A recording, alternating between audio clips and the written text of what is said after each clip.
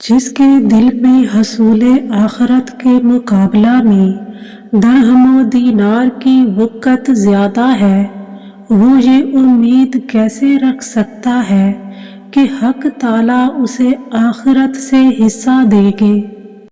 مختلف امور میں دل لگا کر توحید سے ہٹ جانے کا نام تفرقہ ہے۔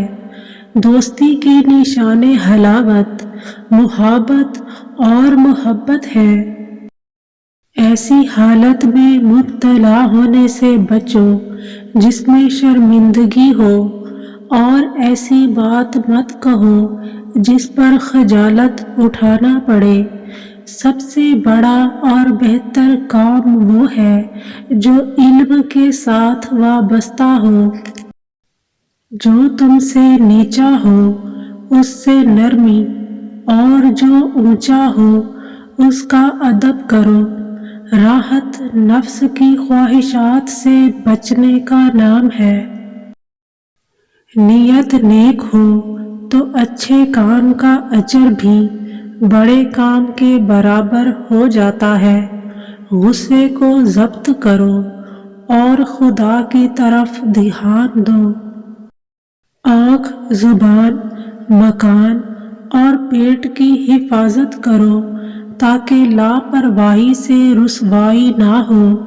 کم کھانا، کم سونا اور کم بولنا زندگی کے بہترین اصول ہیں۔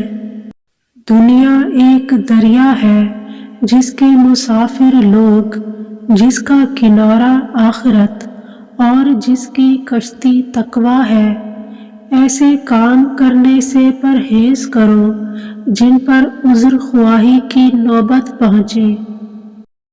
میں اللہ سے ڈرتا ہوں اور اس کے بعد اس نفس سے ڈرتا ہوں جو اللہ سے نہیں ڈرتا۔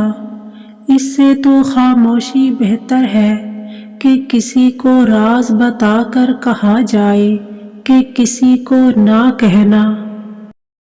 جو انسان کمزوروں پر رحم نہیں کھاتا وہ اکثر طاقتور کے ہاتھوں ذلیل ہوتا ہے۔ جب تمہارا دوست تمہاری تعریف کرنے لگ جائے تو اس وقت اس کے شر سے بچو۔ وہ انسان بڑی ہمت رکھتا ہے جو نیکیوں میں اخلاص رکھتا ہے۔